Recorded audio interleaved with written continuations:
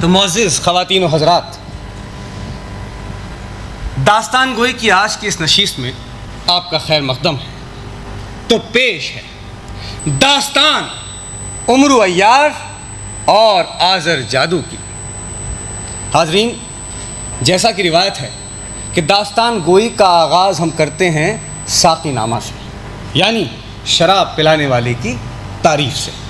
तो पेश है साक़ी नामा कि नाज़ों के उठाने वाले साक़ी, रिंदों के छकाने वाले साक़ी, आबाद तुझी से अंजुमन है, आराइशे महफिले सुखन है। फिर रिंद हुए तेरे बेताब, एक और दे जामे बादे नाब।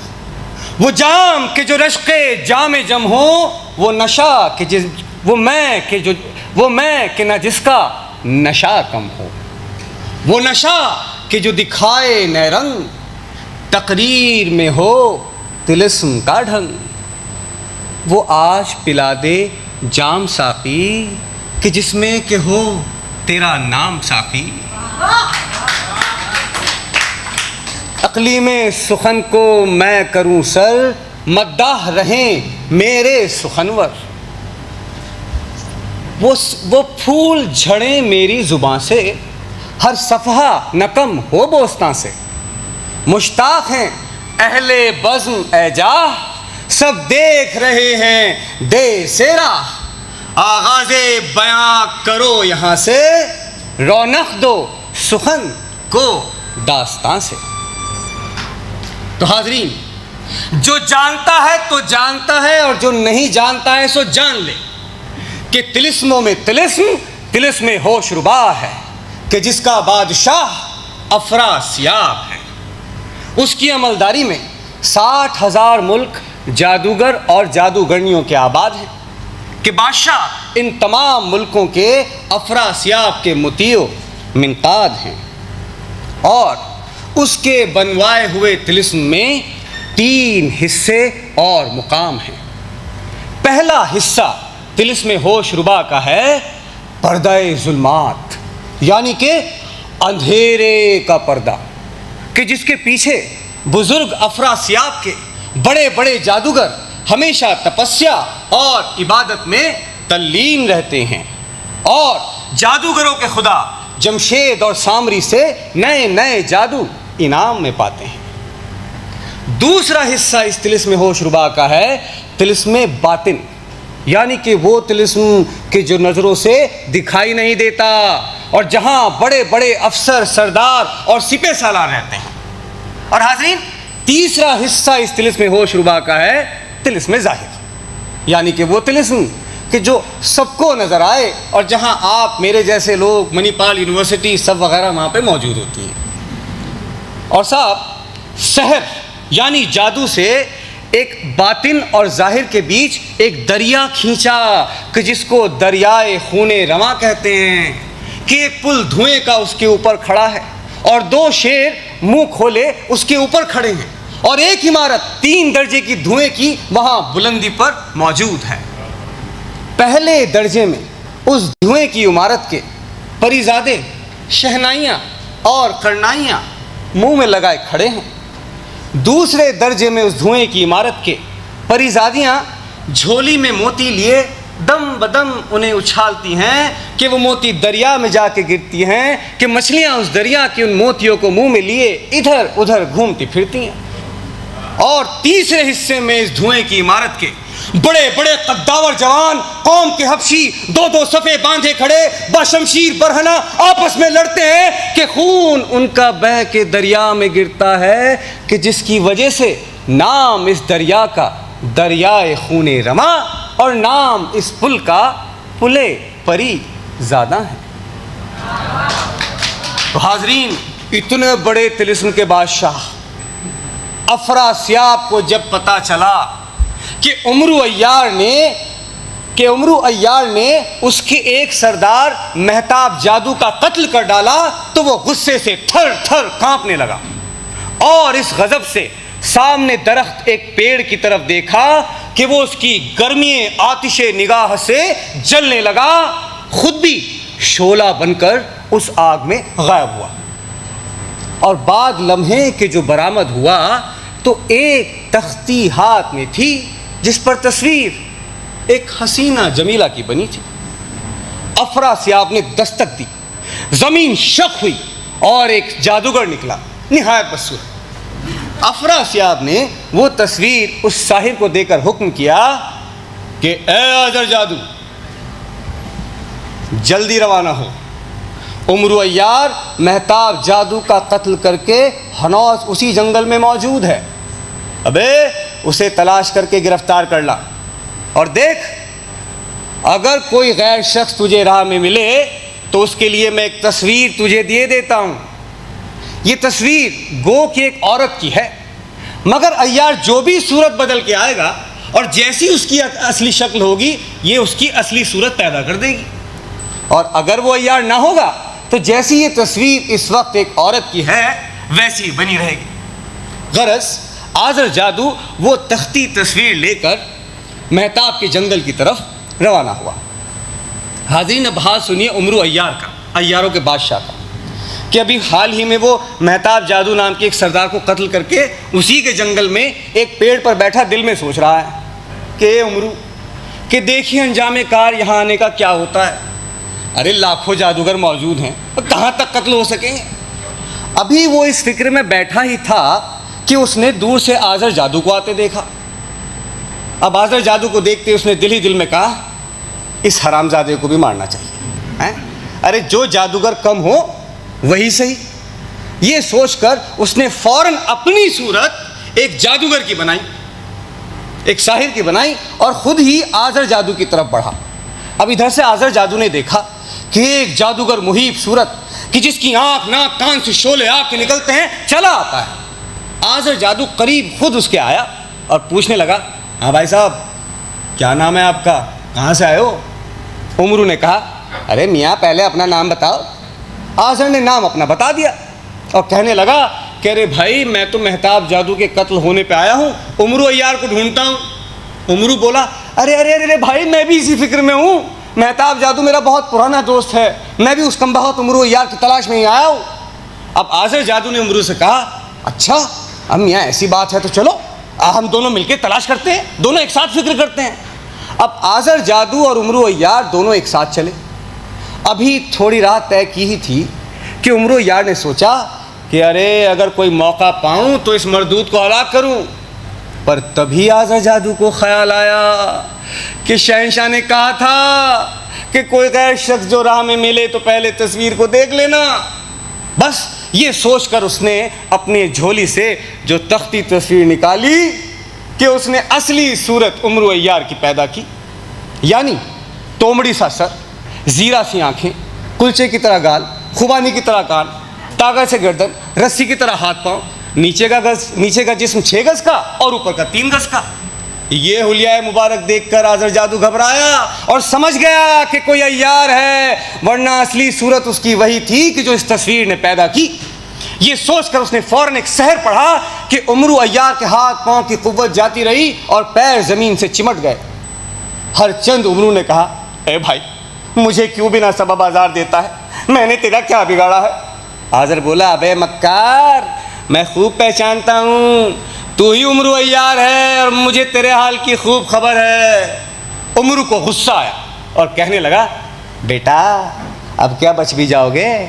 अबे 1,84,000 अय्यार दाखिले तिलस्म हुए हैं, कोई ना कोई आकर कत्ल करेगा। हाँ। आजर बोला, भाई मैं तेरे धमकाने से नहीं डरूंगा, हाँ तुम सबको कत्ल करूंगा। गरज कि अपनी झोली से एक जंजीर निकाली, उमरू को कैद की और वहाँ से आगे रवाना हुआ। दूर से उमरू अय्यार के एक शागिर्द ज़िरगाम शेरदिल ने देखा, हैं एक साहिर उस्ताद को पकड़े लिए जा रहा है। बस उसको छुड़ाने की फिक्र में 2 कूस आगे निकल गया। वहाँ पर एक अहीर अपनी गाय भैंस चरा रहा था। ये लपक के उसके पास गया और कहने लगा, अबे ओ देख, वो झाड़ी में बैठा भेड़िया तेरी गाय को ताक रहा है। अच्छा, अहीर घबरा के झाड़ियों की तरफ दौड़ा कि इधर ज़िरगाम शेरदिल ने पीछे से कमंद जो मारी कि हल्के उसकी कमंद के गर्दन में पच्ची हुए अहीर के मुंह से बोला भी ना गया। ज़िरगाम शेरदिल ने उसको ज़मीन पर गिराकर बेहोशी उसके मुंह पे मल दी। अहीर बेहोश हो गया। कपड़े उसके उतार कर आप पहने, अंगोछा सर पर बांधा, धोती पहनकर, मिर्जाई पहनकर, उसकी सूरत देखकर अपनी सूरत बनाई और लकड़ी लेकर गाय भैंस वगैरह चराने लगा। अहीर को झाड़ी में छुपा दिया। अब बात कुछ अरसे के आज़र जादू मैं उमरू अय्यार के आ पहुंचा।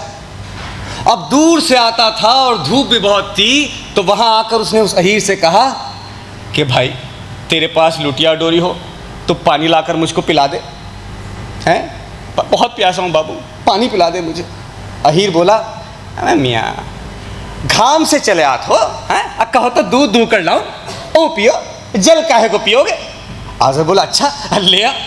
साहब ज़िरगाम शेरदिल ने चुमका कर एक गाय को पास बुलाया, उसका दूध दुहा, एक पीतल की लुटिया डोरी में दूध डालकर और खामोशी से थोड़ी बेहोशी मिलाकर उसको आज़र को दिया।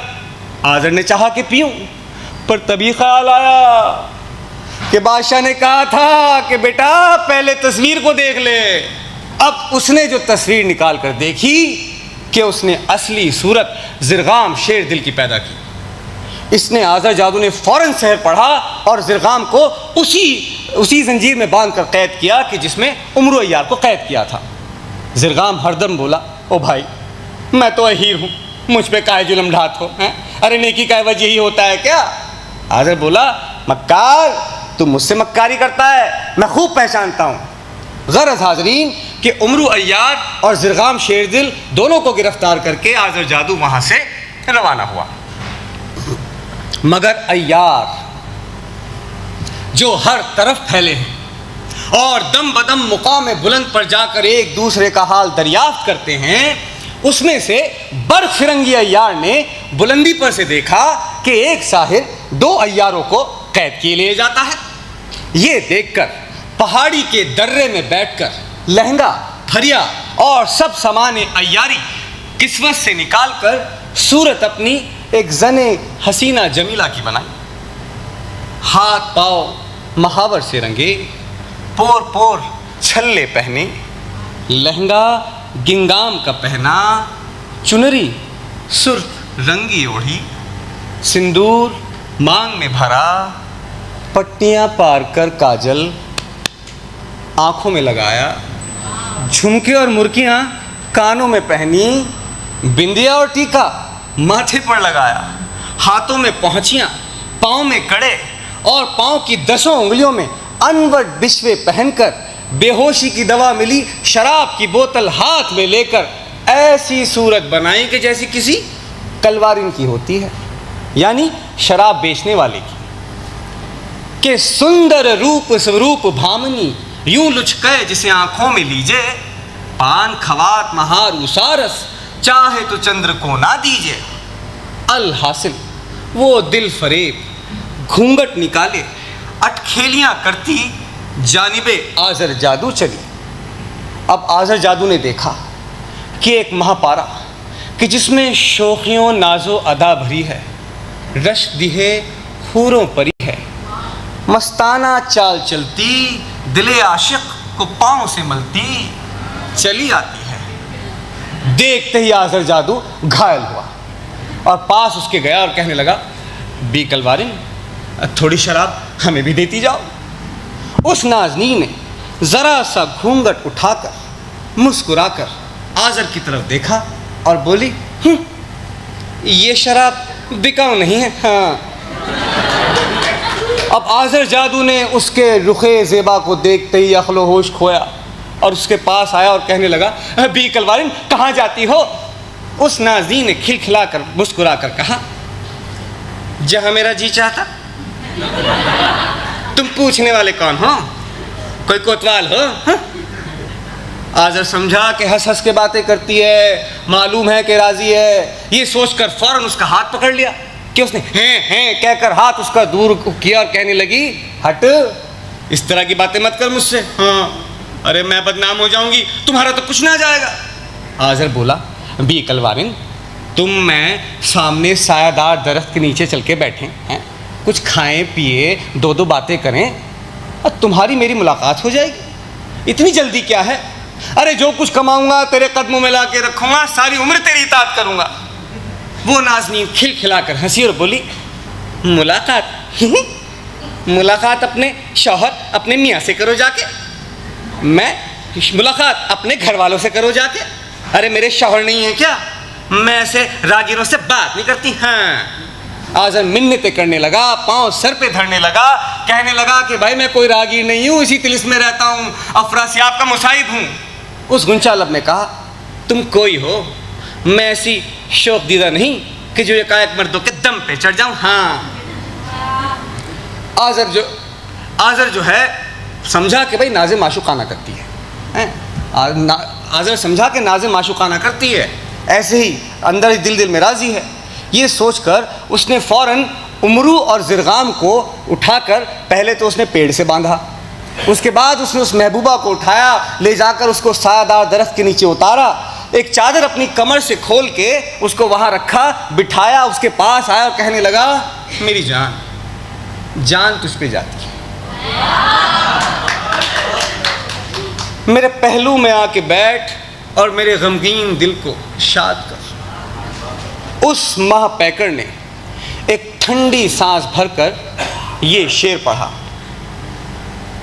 कि हम आज़मा चुके हैं बहुत सर्द गर्म इश्क, उसको फरेब दो कि जो नाकर्दाकार हो। हाँ।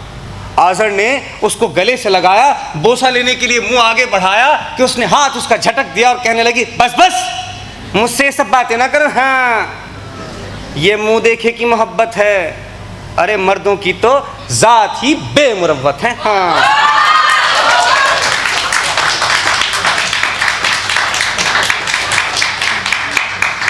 खैर, अगर मुझसे दारोमदार मंजूर है तो कसम सामरी की खाओ कि सिवाय तेरे किसी और औरत से बात ना करूँगा। हाँ साहब, आज़र ने फ़ौरन सामरी की कसम खाई। कलवारिन ने जाम शराब का भर के बेहोशी मिलाकर आज़र को दिया।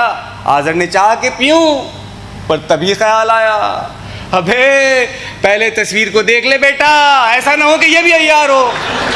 बस ये सोचकर जैसे ही उसने तस्वीर देखी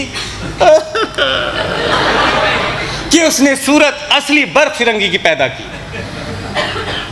आज़र ने फ़ौरन सहर पढ़ के फूका कि उसकी अय्यारी का सारा रंगो रोगन उड़ गया और असली सूरत बर्फ फिरंगी के सामने आ गई। यानी लंबा तड़ंगा अंग्रेज़, कंजी आंखें, भूरे बाल, बंदर जैसा लाल लाल चेहरा, सर पर हैट, बदन पर कोट और पीछे की जेब में लंदन में रहने वाले बीवी बच्चों की तस्वीर। अब साहब, इसने सैर पढ़कर उसको भी कैद किया, हर दम पुकारा। हाँ, उमरो यार फिर बोला, अबे ओ हरामजादे, अब क्या बच भी जाएगा तू, आन में हलाक हुआ चाहता है। आज़र जादू दिल ही में डरा, सोचने लगा कि सच कहता है कमबख्त ये, अय्यार कदम कदम पर बैठे हैं, पूरा का पूरा तार बांधा हुआ है, क्या अब मुमकिन होगा कि मैं पास शहंशाह के पहुँचूँ। और दिल ही दिल में सोचा कि लाजिम है कि एक अर्जी में शहंशाह के पास भेजूं कि शहंशाह मेरी मदद के लिए कुछ साथियों को यहाँ भेजिए, यहाँ अय्यार बहुत सारे हैं, अरे 3 को तो मैंने गिरफ्तार किया पर मालूम होता है कि हज़ारों हैं, कुछ साथियों को भेजिए तब जाके मैं आपके पास आ पाऊँ। इस सोच में कि कोई जगह आफियत की मिले वहाँ बैठूँ। मगर हाजरीन, अब की बार नज़र करदाए शाह मर्दा शेर खुदा मौला अली यानी कि उमरू अय्यार के सबसे पसंदीदा शागिर्द मेहतर क़िरा ने दूर से देखा कि एक साहिर कुछ अय्यारों को गिरफ्तार किए ले जाता है। ये देखकर बहरे अय्यारी में गोताज़न हुआ और गहरे मकसद हासिल किया कि ए क़िरा, 3 ये अय्यार पै दर पै वास्ते कत्ल करने उस हरामजादे को गए। अरे क्या वजह हुई जो गिरफ्तार हुए हैं? मालूम होता है कि इस कमबख्त के पास कोई ऐसा जादू, कोई ऐसा सहर है कि जो कोई सामने आए फ़ौरन पहचान लेता है? क्यों ना कोई ऐसी तदबीर भिड़ाई जाए, कोई ऐसा तरीका लगाया जाए कि ना सामने उसके जाया जाए, ना मुंह से कुछ बोला जाए और दूरी से हलाक कर दिया जाए। ये सोचकर गुलशने मक्कारी की सैर करने लगा और गुले मुराद से दामन भर के, यानी कि उसकी राह तजवीज़ करके कि जहाँ से आज़र जादू आने वाला है वहाँ जाकर ठहरा। जल्दी जल्दी जंगल से लकड़ियां काटकर बड़े बड़े सुतून बनाए और पत्तियां छत पर बिछा दी। बेलदार दरख्त की बेलें उस मड़ई पर बिछा दी। ऐसा मालूम होता था कि मानो झोपड़ी मड़ई किसी फकीर की हो। गरज कि उस मड़ई के दरवाजे पर सीली तागे ठनके मनके से दुरुस्त होकर तहमत पहनकर अलिफ आज़ादी कशका की तरह माथे से नाक तक तिलक पेशानी पर देकर बैठा। एक ठेक सामने रख ली, गिर्द अपने बड़ी बड़ी लकड़ियां सुलगा ली और साहब दवा दाफई बेहोशी यानी कि बेहोशी को काटने वाली, बेहोशी को रोकने वाली दवा रुई में मिलाकर अपने नथनों में रखी कि धुआं खुद पर असर ना करे, और बहुत सारी बेहोशी उन लकड़ियों पर डाली कि बेहोशी का धुआं चारों तरफ फैला। अब बात कुछ अरसे के आज़र जादू मैं अय्यारों के वहां आ पहुंचा। देखा कि एक फकीर बैठा अपनी मौज में झूम रहा है। एक ठेक सामने रखी है, 10 पना ठेक में घुसा है, नारियल पास में रखा है, आसनी बिछी है, गांजा पीने की एक चिलम सामने रखी है, बगल में एक तुलसी का पेड़ लगा है। अरे तपशी मालूम होता है। आज़र जादू आगे बढ़कर गया, पालागन किया और हाथ बांधकर खड़ा हो गया और कहने लगा, महाराज महाराज मुझे कुछ असीस दीजिए।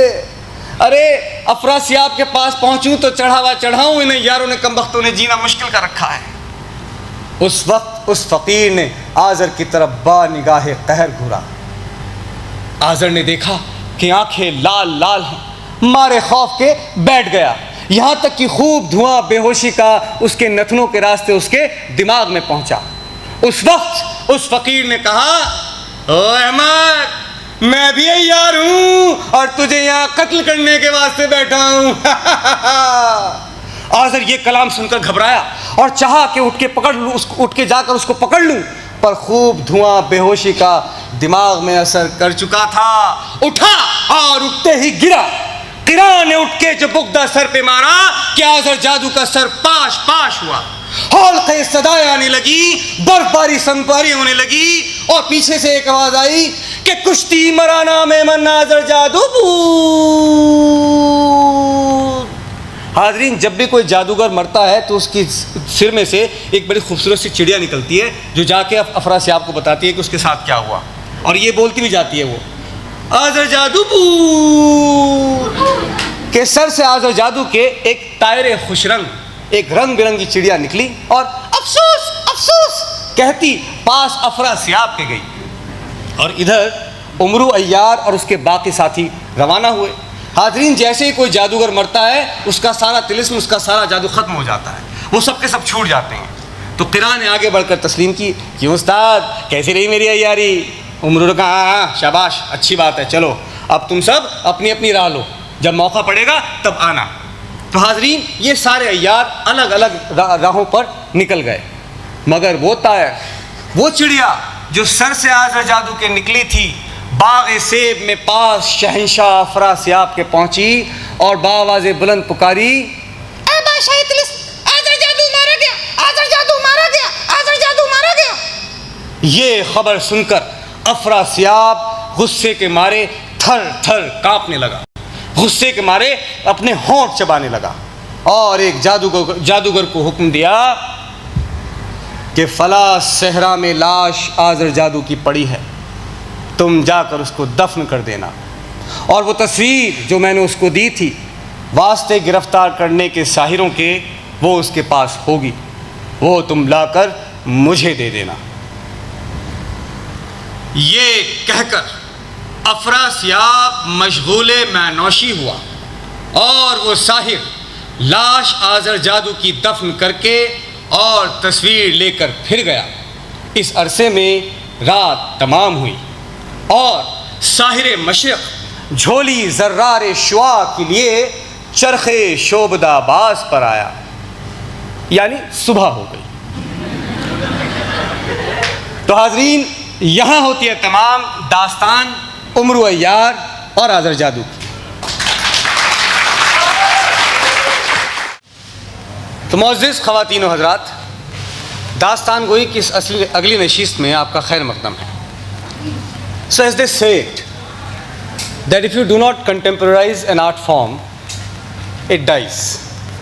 तो साहब हमसे दास्तान गोई के सफ़र में बहुत सारी जगहों पे हम गए, तो वहाँ पे अक्सर लोगों ने कहा कि भाई हमें बड़ी खूबसूरत लगती है, बड़ा अच्छा लगता है, लेकिन चूँकि ज़बान में हमारा हाथ तंग है इसलिए हम ज़्यादा समझ नहीं पाते, तो आप ये ज़बान को थोड़ा आसान क्यों नहीं कर देते।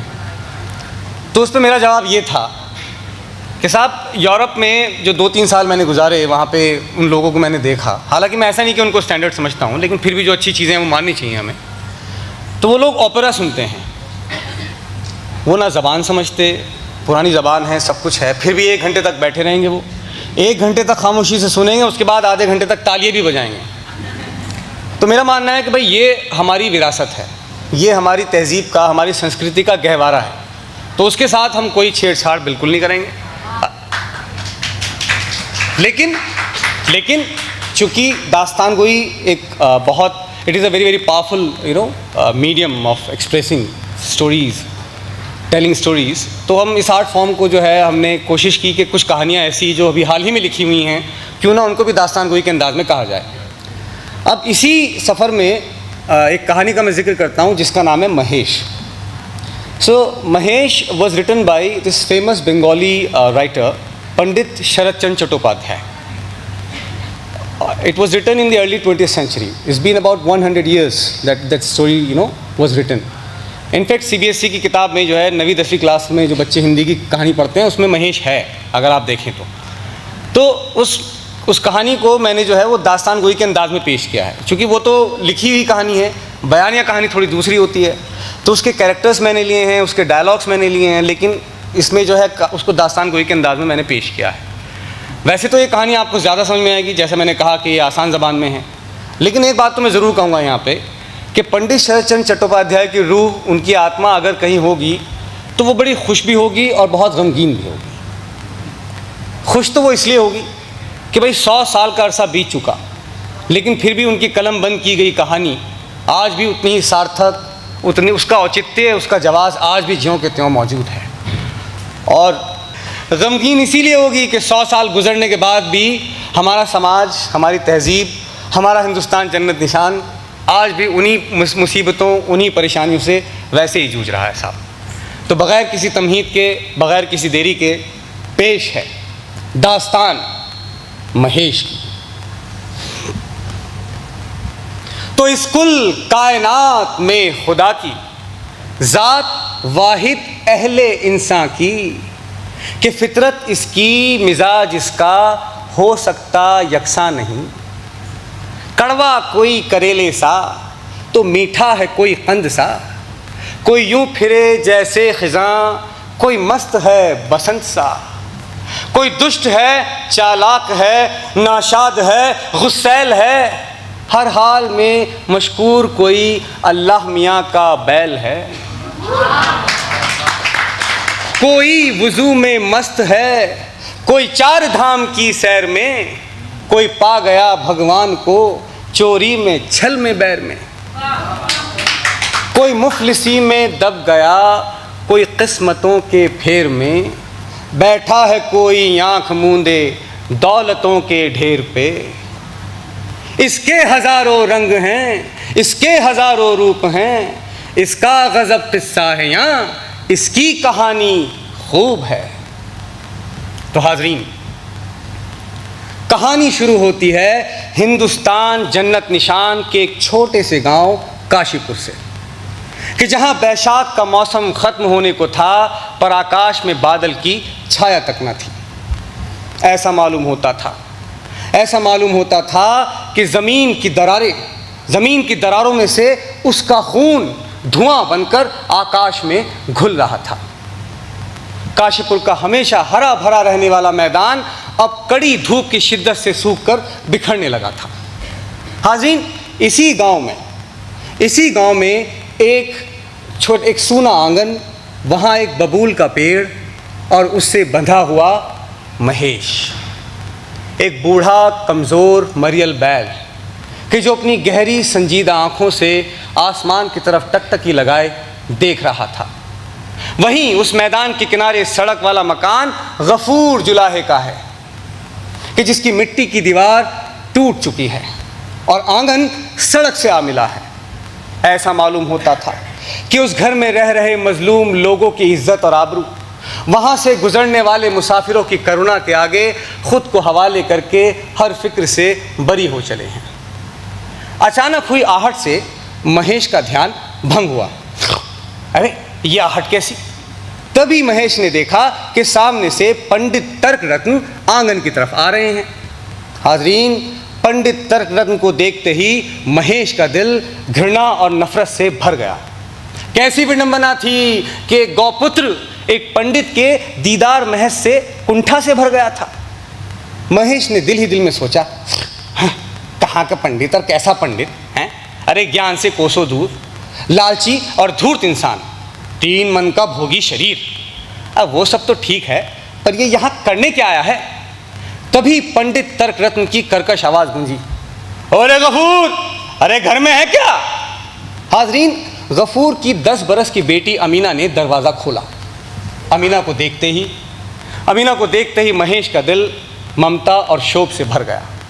बग़ैर माँ की नन्ही सी बच्ची वक्त और हालात के थपेड़े खाकर कितनी सयानी और संजीदा हो चली थी। अमीना ने पूछा, क्या हुआ पंडित जी? बापू को तो बुखार आया है, कई रोज़ गुजरे, दिन रात बदन तपता है। बुखार? यहाँ बुला उसको, हरामजादे को, पाखंडी मलेश कहीं का। हाजरीन, इस शोर गुल को सुनकर गफूर हाँफता काँपता घर के बाहर आ खड़ा हुआ। अब गफूर का भी आप तस्करा सुन लीजिए कि साहब, 1.5 पसली की पतली दुबली जान, उसके पोपले गाल, मिट्टी में सने हुए खिचड़ी बाल और माथे पर खिंची सख्त गहरी लकीरें उसके दुश्वार सफ़र को साफ साफ बयान कर रही थी। पंडित तर्करत्न ने महेश की तरफ इशारा करते हुए कहा, क्यों बे, ये क्या लगा रखा है तूने? ज़रा बता तो सही हैं? अरे सुबह जाते समय देख गया था तो बंधा है, हैं? वापस लौटते समय देखता हूँ तो ज्यों का त्यों बंधा है। अबे, गौवंश की हत्या के पाप में जमींदार बाबू तुझे जमीन में गड़वा देंगे। हाँ, ऐसे वैसे बामन नहीं है वो। महेश का दिमाग फौरन चलने लगा। ओहो, तो आज पंडित जी की बेकरारी का सबब मैं हूँ। अरे दरअसल मुद्दा ये है कि मैं ठहरा एक गौपुत्र हैं और मुझ पर मालिकाना हक एक गरीब दलिद्र जुलाहे का, और उस पर से नाम भी मेरा महेश। ये सब तो ठीक है, पर ये मर्दूद यहाँ क्या कर रहा है? इधर हाजरीन गफूर आगे तर्क रत्न के आगे गड़गड़ाया जा रहा था। पंडित जी महाराज, क्या बताऊँ, बड़ी लाचारी में पड़ गया हूँ। पगहा पकड़कर थोड़ा बहुत चला लाता हूँ, पर कई दिनों के बुखार से कमज़ोरी इतनी है कि अब मैं उठ के चल भी नहीं सकता। आप ही बताएं मैं क्या करूँ? अबे, खुद चराने नहीं लेके जा सकता तो छोड़ दे इसे। अरे अपने आप चराएगा जाके। महाराज, अभी आप लोगों के जो धान हैं वो खलिहान में पड़े हैं, झाड़े नहीं गए हैं, कैसे छोड़ाऊँ? और पुआल वो भी जैसे का तैसे पड़ा है। और ज़रा नज़र उठाकर तो देखिए, मुट्ठी भर भी घास उस मैदान में नज़र नहीं आता। ऐसे में अगर किसी के धान में मुंह मार दे, किसी का पुआल नष्ट भ्रष्ट कर दे, कोई ठीक नहीं। छोड़ूं तो कैसे छोड़ूं महाराज? अबे नहीं छोड़ सकता तो छांव में इसको बैठा दे, एक आटी पुआल डाल दे, खाता रहेगा। और फिर तेरी बेटी ने अब तक भात नहीं रांधा क्या? गमला पानी दे दे, पीता रहेगा तब तक। हाज़रीन, इस पर गफूर ने कुछ जवाब न दिया। वो यूं ही खामोश बुद्ध बना पंडित जी के तेजस्मय चेहरे की तरफ निहारता रहा और फिर एक लंबी सांस लेकर हामी भरने से इनकार कर दिया। अबे तवे भी नहीं है क्या? अरे पुआल जो कुछ हिस्से में आया था सो उसका क्या किया? सब बेचकर पेटाए स्वाहा। इस गरीब के लिए कुछ भी नहीं रखा, कसाई कहीं का। इस घिनौने और बेबुनियाद इल्ज़ाम ने गफूर को अंदर से झिझोड़ कर रख दिया और चंद लम्हे के तवक्कुफ के बाद वो बड़े संजीदा भाव में बोला, जो कुछ पुआल हिस्से में आया था माए बाप, वो ज़मींदार बाबू ने अपने हिस्से में रखवा लिया। रो बिलक कर हाथ जोड़कर कहा कि माए बाप हाकिम हैं आपकी हुकूमत छोड़ के थोड़ी जा सकता हूँ, मुझे थोड़ा सा पुआल दे दीजिए। एक कोठड़ी है, छोटी बच्ची का साथ है, छप्पर बांधना है, सो भी खैर इस बरस मैं ताड़ पत्तों से गुजारा कर लूँगा, पर मेरा महेश भूख में मर जाएगा। हैं महेश, खुश नाम भी देखो क्या रखा है, महेश। मुझे तो हंसी आती है। पर ये तंज गफूर के कानों तक ना पहुंचा और उसका गिड़गिड़ाना जारी रहा। पर मालिक की मेहरबानी नहीं हुई साहब। 2 माह की खुराक के लायक धान तो हमको दिया, पर पुआल सब हिस्से में रखवा लिया और इस बेचारे को एक तिनका भी नसीब ना हुआ। ये कहते कहते गफूर का गला रूंध आया, मगर पंडित को ज़रा भी तरस उस पर नहीं आया और उसको फटकारते हुए बोला, वाह भाई, ये तो बड़ी नई बात हम सुनने को आई है आज। अबे अगर उधार लिया है तो क्या चुकाएगा नहीं? जमींदार बाबू क्या तुझे अपने घर से खिलाएंगे? अरे राम राज में रहते हो तो क्या जात तो नीची ठहरी, इसीलिए बुराई करता फिरता है। गफूर बड़ी शर्मिंदगी से बोला, माई बाप, महाराज, मैं भला किसी की बुराई क्यों करने लगा? पर आप ही बताइए कि 4 बीघा खेत हिस्से में जोतता हूँ, 2 साल का सूखा और भुखमरी किसी से छिपी नहीं। खेत का अनाज, खेत का धान खेत में सूख गया। हम बाप बेटी को 2 वक्त का खाना मैसर नहीं होता। और ज़रा मेरे घर की हालत देखिए, अगर भूले भटके कभी 4 बूंदे टपक जाएं तो अपनी बेटी को लेकर एक कोने में बैठकर सारी रात गुजारनी पड़ती है और 5 पहर तक मेरे घर का चूल्हा नहीं जलता। और मेरा महेश, देखिए तो सही, हड्डियाँ निकल आई हैं बेचारे की। महाराज, आपके आंगन में तो पुआल की टालें सजी हैं। अरे सागर से गागर निकालो तो क्या फ़र्क पड़ता है? मुझे थोड़ा पुआल दे दो कि मेरे महेश की जान में जान आ जाए। ज़रा देखिए तो सही, बड़ा सीधा जीव है, मुख से कुछ नहीं कहता, टुकुर टुकुर देखता रहता है, आंसू बहाता रहता है। ये कहते कहते गफूर पंडित तर्क रत्न के कदमों में गिर पड़ा। अबे अब क्या छू ही लेगा मुझे? दूर हट, बाप के भागी मत बना। हाज़रीन, अपने मालिक की इस दुर्गति को देखकर महेश का रोआ रोआ गुस्से से कांपने लगा। उसने दिल ही दिल में कहा कि ओ पंडित, गफूर तेरे कदमों में इसलिए नहीं झुक रहा है कि वो तुझे इज्जत बख्शता है, बल्कि ये विडंबना है हमारे समाज की कि जो उसको झुकने के अलावा कोई रास्ता नहीं देती। काश गफूर टूट पाता और कह पाता कि ये सारा जिस्म झुककर बोझ से दोहरा हुआ होगा, मैं सजदे में नहीं था, तुझे धोखा हुआ होगा।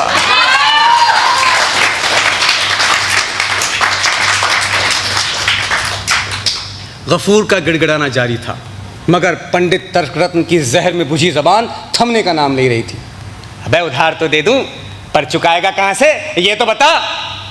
महाराज, जैसे भी होगा मैं आपका एक एक पाई चुका दूंगा, धोखा नहीं दूंगा। जैसे भी होगा चुका दूंगा, धोखा नहीं दूंगा। अबे बड़े पठान की सी जबान का रौब जमाता है? हट, दूर हट।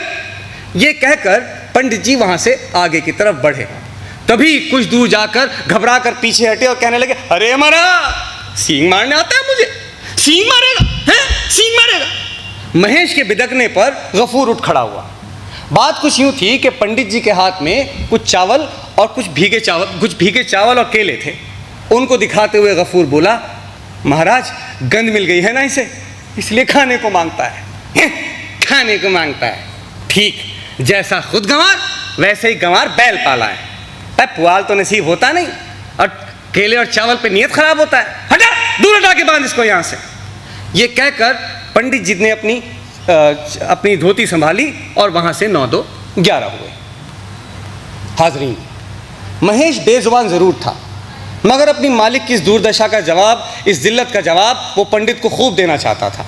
अरे ये तो खैर हुई कि पंडित जी उसकी सींगों की इज्जत में ना आ सके। अब इस सभ्य तहजीब याफ्ता समाज की बारीकियों को तो महेश क्या ही समझता, पर यह ख्याल कि कहीं अगले जन्म में उसको मनुष्य योनि ना मिल जाए, ये सोच ही के वो अंदर ही अंदर डर जाता था। अरे ऐसे पाखंडियों से तो मैं बैल ही भला हैं। अरे गौ रक्षा और गौ भक्ति का दम भरता है और मुझे जिलाने के लिए 2 आटी पुआल ना दे सका, लानत है इस पे। इधर गफूर महेश को प्यार से सहलाते हुए बोला, महेश, तू मेरा बेटा है, तूने 8 बरस तक मेरा चूल्हा जलाया है। अब तू बूढ़ा हो गया है और मैं तुझे भरपेट खिला भी नहीं पाता, पर तू जानता है कि मैं तुझे कितना प्यार करता हूँ। महेश ने खामोशी से अपनी आंखें बंद करके अपना सिर आगे बढ़ा दिया और गफूर उसके जिस्म पर अपने आंसू पोंछते हुए बोला, जमींदार ने तेरे मुख का कौर छीन लिया ले, मसान के पास जो चढ़ने की जगह थी सो वो भी पैसे के लालच में ठेके पर उठा दिया। अब तू ही बता कि इस अकाल के मौसम में मैं तुझे कैसे जिलाए रखूं भला। गांव वाला अब तुझे कोई नहीं चाहता, सब कहते हैं कि अब तुझे बेच देना चाहिए। ये अल्फाज दोहराते दोहराते गफूर की आंखों से टप टप टप आंसू बहने लगे। तभी अचानक वो उठ के खड़ा हुआ, इधर उधर देखा और फौरन अपने पुराने घर की टूटी फूटी छत से मैला भद्दा पुआल खींच कर लाया, उसको महेश के सामने रखा और कहने लगा, ले जल्दी से खा ले, देर हो जाने पर। बापू। तभी गफूर की तवज्जो दरवाजे पर खड़ी अमीना की तरफ गई। क्या है बेटी, आओ भात खा लो। गफूर ने फौरन हाथ मुंह धोए अंदर दाखिल हुआ और सामने अमीना के बैठा। अमीना बोली, बापू महेश को फिर छप्पर का पुआल खिला रहे थे। ठीक इसी बात का डर था उसे। बड़ी शर्मिंदगी से बोला, नहीं बिटिया, सड़ा सड़ाया पुआल था, अपने आप झरझर गिर रहा था और मैं जो अंदर से देख रही थी तुम खींच कर निकाल रहे थे। नहीं बिटिया, मैंने खींच कर नहीं निकाला, पर दीवार गिर जाएगी ना बापू। गफूर इस पर खामोश रहा। अमीना ने फौरन एक मिट्टी की थाल में दाल भात परोसकर उसके सामने रखा। गफूर ने उस थाल को बड़े गौर से देखा और चंद लम्हे के तवक्कुफ के बाद बोला, अमीना आज मुझे फिर जाड़ा महसूस हो रहा है बिटिया, क्या बुखार में खाना ठीक होगा? अमीना बड़े परेशान सा होकर बोली, पर बापू तुम ही तो कह रहे थे कि बहुत भूख लगी है। तब शायद बुखार नहीं था ना बिटिया, तो मैं क्या करूं, इसको उठाकर रख दूं, शाम में दोबारा परोस दूंगी। पर ठंडा भात खाने से तबीयत और ना बिगड़ जाएगी अमीना? तो मैं क्या करूं बापू, तू ही बता। हालांकि वो अपने बाप की मंशा बखूबी समझती थी। गफूर बोला, क्या ही बुरा हो कि हमारे महेश के पेट में 2 कौर अनाज चले जाएं। क्या तुम्हारे लिए ये मुमकिन ना होगा कि रात को मुझे दोबारा कुछ और दाल भात परोस सकूं? जवाब में अमीना हैरत से अपने बाप का मुंह तकती रही और चंद लम्हे के तवक्कुफ के बाद सर झुकाकर बोली, ठीक है बापू, बना दूंगी। हाज़रीन, महेश ठहरा बैल इंसानी समाज की इन महीन परतों को समझने में उलझ जाता, गुस्साता, अपने पूरे जिस्म से धुड़धुड़ाकर हर चीज़ की बुराई करता कि जो इंसानियत के ख़िलाफ़ थी, लेकिन इंसान से इस बैर की कुत्थी को समझने में नाकाम रहता। वो दिल ही दिल में सोचता कि इंसान को समझना शायद अब उस कुदरत के भी परे है कि जिसने उसको रचा है। कहाँ तो एक तरफ पंडित तर्क रत्न कि जो उसकी ज़ात को मुक़द्दस और पाकीज़ा समझने के बाद उसको 2 आटी पुआल ना दे सका, और कहाँ ये गरीब दलिद्र जुलाहा कि जो अपनी टूटी फूटी छत का पुआल से मुझे ज़िंदगी बख्शता है। सच है, वाह रे आदमी वाह, कि दुनिया में बादशाह है सो है वो भी आदमी, जरदार बेनवा है सो है वो भी आदमी, मुफलिसो गदा है सो है वो भी आदमी, नेमत जो खा रहा है सो है वो भी आदमी, और टुकड़े चबा रहा है सो है वो भी आदमी, टुकड़े चबा रहा है सो है वो भी आदमी।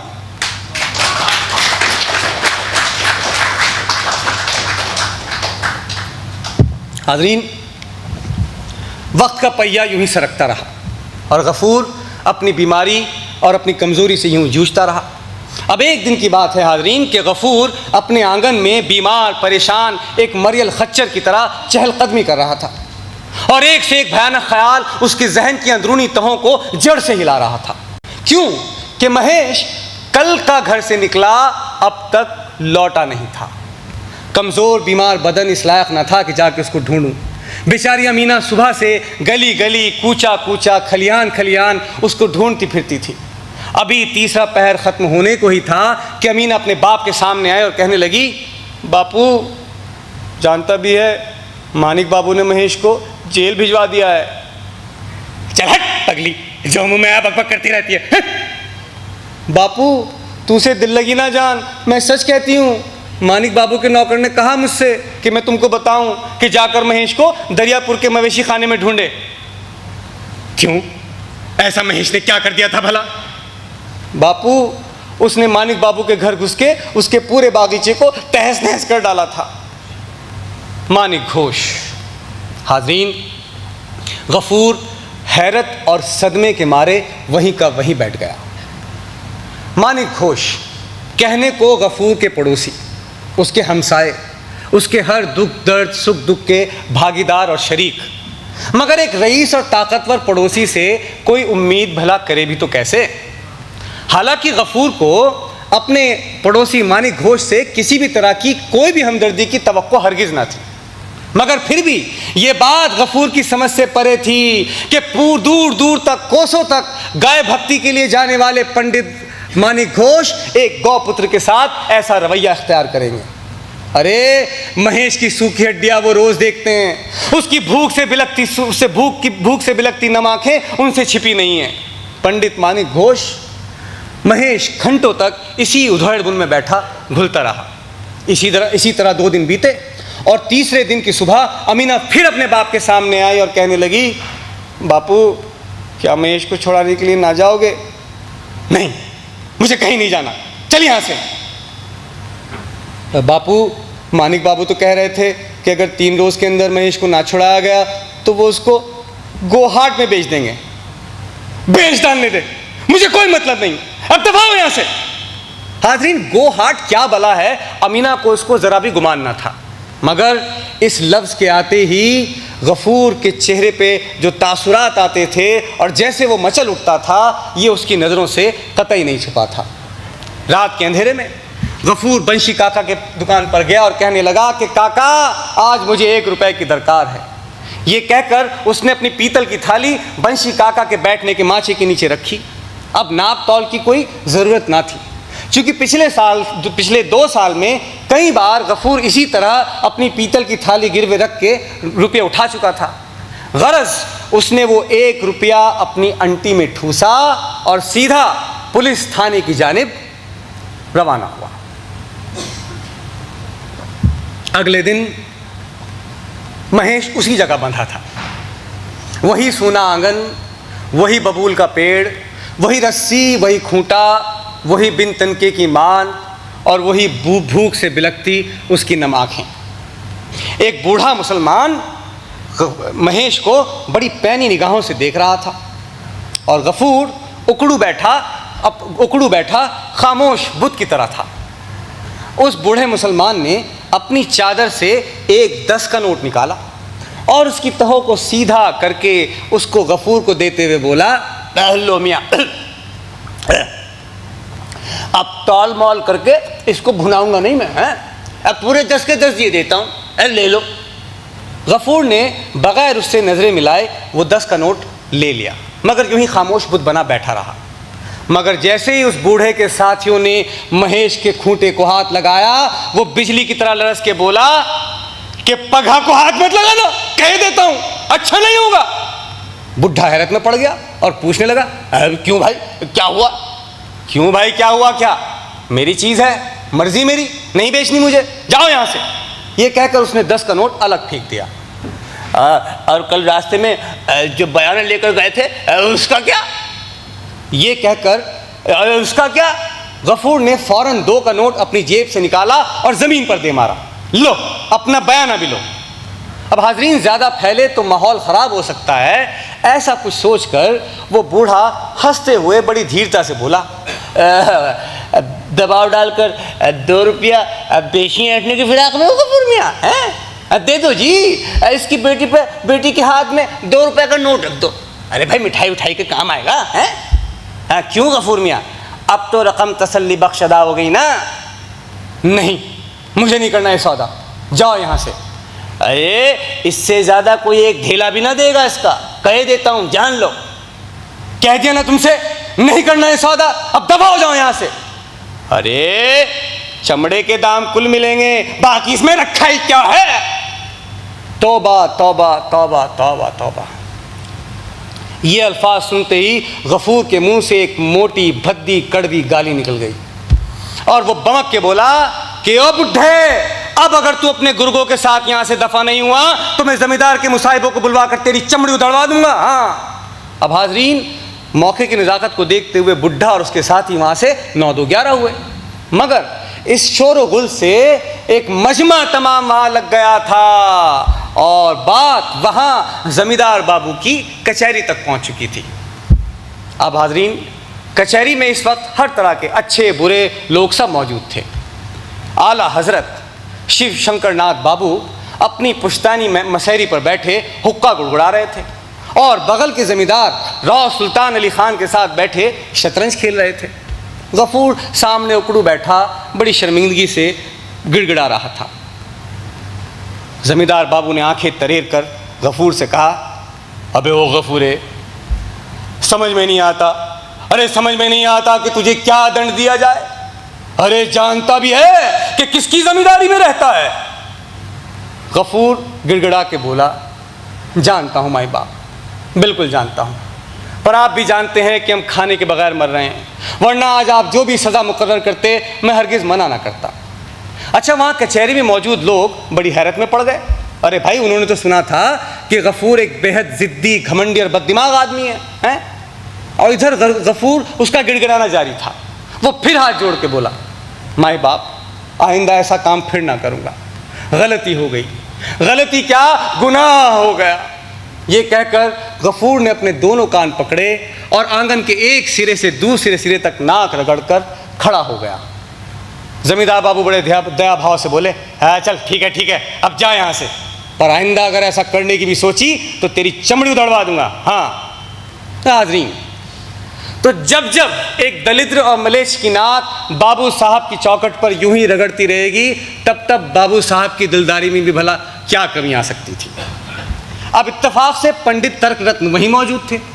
अब वो भला मौका क्यों चूकते, चूक के खड़े हुए और लगे व्याख्यान देने।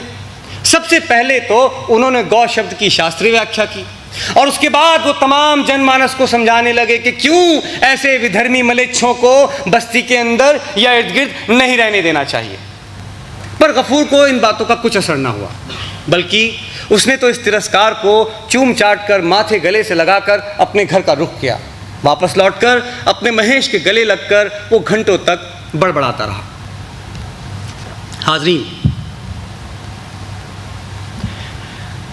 जेठ का मौसम ख़त्म होने को था, पर इंद्र भगवान की रहमत अभी बरसी ना थी। और इन्हीं दिनों में से एक दिन की बात है कि गफूर भूखा प्यासा काम की तलाश में निकला, पर कमज़ोरी की वजह से आगे ना जा सका, लड़खड़ा कर गिर गया। किसी तरह अपने आप को संभाला, दरवाजे पर आया और आवाज़ लगाई, अमीना, बात हो गया री। लड़की खामोशी से बाहर आई और खूंटे के सहारे खड़ी हो गई। जवाब न मिलने पर गफूर बिलबिला गया और चिल्लाकर बोला, क्या कहा? नहीं हुआ बात? क्यों नहीं हुआ, बता तो सही ज़रा। बापू, घर में चावल ही नहीं है। अरे चावल नहीं है तो सुबह मुंह से कुछ फूटना था ना। बापू, रात ही को तो कहा था तुमसे। रात ही को तो कहा था तुमसे? अरे रात की बात किसी को याद रहती है भला? गुस्से के मारे उसका गला कर्कश हो गया। उसने नाक भवें सिकोड़ कर बोला, अरे घर में चावल रहेंगे कहाँ से? रोगी बाप को खाने को मिले ना मिले, इस ढींगड़ी लड़की को 4-4, 5-5 बार खाने को चाहिए। बहुत हुआ, बहुत हुआ, आज के बाद चावल ताले में बंद करके रखूंगा। हाँ चल जा, एक लोटा पानी लेके आ, प्यास के मारे कलेजा फूंका जाता है मेरा। पर अमीना यूं ही खामोश खड़ी रही। गफूर समझ गया कि घर में पीने का पानी भी मैसर नहीं है। तिल मिलाकर उठा और एक तमाचा अमीना के गाल पर रसीद करते हुए बोला कि हरामजादी कलमुही लड़की, तू क्या घर में 7 दिन बैठी पलंग तोड़ती रहती है? अरे कहीं डूब के मर क्यों नहीं जाती? अमीना ने इसका कुछ जवाब ना दिया। वो यूं ही उसने फ़ौरन मिट्टी की गागर उठाई और अपने आंसू पोंछते हुए उस कड़ाके की धूप में पानी की तलाश के लिए निकल गई। मगर जैसे ही अमीना गफूर की आंखों से ओझल हुई, गफूर का कलेजा मानो अफसोस के मारे टीस उठा। हाजरीन, गफूर ने दिल ही दिल में सोचा, गफूर ये बात अच्छे से जानता था कि इस पूरे के पूरे मामले में उसकी स्नेहमयी बुर्दुबार सुघड़ लड़की का कोई दोष नहीं था। अरे वो 2 महीने के खुराक के ख़त्म होने के बाद 2 रोटी के लिए इतनी मेहनत तो करनी ही पड़ती थी, और फिर वो 4-4, 5-5 बार खाने वाली बात वो जितनी झूठी ना और नामुमकिन थी उतनी ही बेमानी भी। और हाजरीन, घर में पानी मैसर ना होने की वजह भी उससे छिपी ना थी। अरे गांव में 2-3 ही तो तालाब थे जो कब के सूख चुके थे। अब तो ज़मींदार बाबू के घर के पिछवाड़े जो कुछ गड्ढा खोद कर पानी जमा होता था, सो उसी के लिए मारामारी हुआ करती थी। और अमीना मुसलमंडी जो ठहरी, ये तो पास जा भी नहीं सकती थी। वो तो किसी गृहस्थन को इस पे तरस आ जाए या कोई गरीब दलिद्र उसके दुख को समझ ले तो चंद कतरे उसके लोटे में आ जाएं। पर आज शायद किस्मत को वो भी मंजूर नहीं था। इन्हीं ख्यालों में डूबा गफूर ज़ारो कतार रोए जा रहा था कि तभी जमींदार का एक प्यादा उसके घर के बाहर आया और चिल्ला कर बोला, अरे गफूर, घर में है क्या? गफूर गुस्से में तुनक कर बोला, हाँ हूँ, क्या बात है? बाबू साहब ने फौरन कचहरी बुलाया है, हुक्म हुआ है। मैंने अभी कुछ खाया नहीं है, आता हूँ थोड़ी देर में। ये हाजरीन, इस रवैये को देख के उसकी जो अना है उसको बड़ी ठेस पहुँची। वो भी एक गाली देते हुए बोला, प्यादा, क्या बे ओ, कोई दावतनामा नहीं है तेरे लिए, समझ में आई? माई बाप ने कहा है कि तुझे जूते मार के घसीट के कचहरी लाया जाए। अब ये कलाम सुनकर गुस्से से गफूर आग बबूला हो गया और बमक के बोला, महारानी के राज में कोई किसी का ज़र खरीद गुलाम नहीं है। हाँ, लगान दे के रहता हूँ, मुफ्त में नहीं रहता। हाज़रीन, इतने छोटे आदमी का इतने बड़े आदमी की दुहाई देना बेकार ही नहीं बल्कि बैठे बिठाए मुसीबत मोल लेना है। अब इसके बाद गफूर के ऊपर क्या गुजरी इसको तफसील से बयान करने की ज़रूरत नहीं है। पर 1 घंटा कचहरी में गुजारने के बाद जब वो वापस आया तो उसका मुंह, नाक और सारा जिस्म सूजा हुआ था और उसकी इस सज़ा की वजह थी महेश। हुआ कुछ यूँ कि गफूर के घर से निकलते ही महेश रास्ता तुड़ाकर भागा और ज़मींदार की फुलवारी को जाकर तहस नहस कर दिया। और ज़मींदार के गुर्गों ने जब उसको पकड़ने की कोशिश की तो वो ज़मींदार की बेटी को पटक के वहाँ से 9-2-11 हुआ। अच्छा, मुमकिन है कि ज़मींदार बाबू उसको गरीब समझ के माफ़ कर देते, पर प्रजा होकर ये हेकड़ी दिखाना कि किसी का ज़र खरीद गुलाम नहीं हूँ और लगान दे के रहता हूँ, ये ज़मींदार बाबू की अना पे भारी था।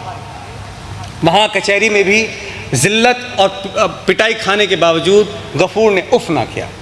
वापस लौटकर घंटों तक एक पत्थर की मानिंद कोने में पड़ा रहा। भूख और प्यास तो कब के पेट और जहन दोनों से रुखसत हो चुके थे। एक कलेजा भारी था कि मानो एक चक्की का पार्ट उस पर धर दिया गया। अब इस कैफियत में कितना वक्त गुजर गया गफूर को अंदाज़ा ही ना हुआ। पर तभी बाहर आंगन से आती अमीना की चीखों पुकार सुनकर वो बाहर आया। बाहर आकर क्या देखता है कि अमीना औंधे मुंह ज़मीन पर गिरी पड़ी है और उसकी मटकी टूटी हुई है जिससे पानी बह रहा था। और महेश की लंबी सूखी ज़बान उसके एक एक कतरे को रेगिस्तान के किसी टुकड़े की तरह जज्ब कर रही थी। झुकाओ तो पलक ना झुके, काटो तो खून ना निकले। गफूर के रहे सहे होशो हवास भी जाते रहे। मरम्मत के लिए उसने हल का सिरा कल ही निकाल कर रखा था। उसने उसके सिरे को उठाया और झुके हुए महेश के सिर पर दे मारा। सिर्फ एक बार महेश के भूखे प्यासे कमज़ोर बदन ने उठने की कोशिश की और उसके बाद वो इस इंसानी सभ्य समाज को हमेशा के लिए अलविदा कह गया। अमीना रो पड़ी, बापू ये तूने क्या किया? हमारा महेश तो मर गया। गफूर के जिस्म ने कोई हरकत ना की, लब खामोश रहे। वो खामोशी से उकड़ू बैठा अपने महेश की काली पतराई आंखों में झांकता रहा। कुछ देर बाद मोहल्ले वाले बोले, ओ गफूरे, पंडित तर्करत्न के पास जमींदार बाबू ने अपना कारिंदा भेजा है। अरे महेश का पश्चाताप करने में तो तेरा घर बार बिक जाएगा। पर गफूर ने इसका भी कुछ जवाब न दिया। वो यूं ही खामोश अपने घुटनों में अपना सिर डाले बैठा रहा। देर रात गुजरते वो अपनी बेटी के पास आया और बोला, अमीना चल बिटिया, चल उठ, हम चलें। अमीना बाहर बरामदे में सो रही थी। बापू के कहने पर अचानक उठी और आंखें मिचमिचा कर बोली, कहाँ बापू, कहाँ जाएंगे हम इस वक्त? गफूर बोला, और कहाँ बिटिया, शहर, जूट की मिल में काम करने। ये कलाम सुनकर अमीना बड़ी हैरत में पड़ गई। हाज़रीन, हालात कितने भी ख़राब हों, कितने भी अबतर हों, पर गफ़ूर कभी भी शहर जाने के लिए राज़ी नहीं होता था। उसका मानना था कि शहर में जाके ईमान में खलल पड़ जाता है और वहाँ गरीब, मज़दूर और औरत की कोई इज़्ज़त नहीं होती।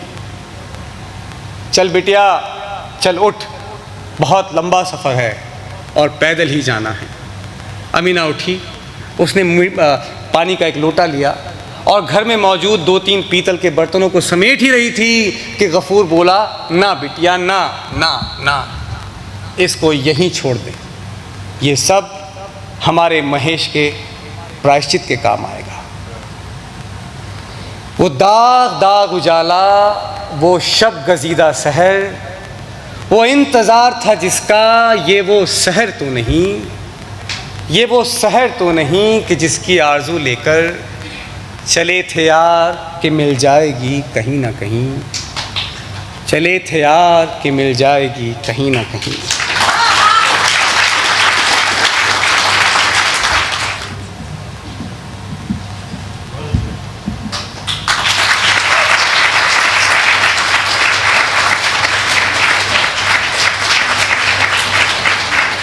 Nadeem Shah Surbari for this amazing performance. I'm sure everybody enjoyed it. A huge round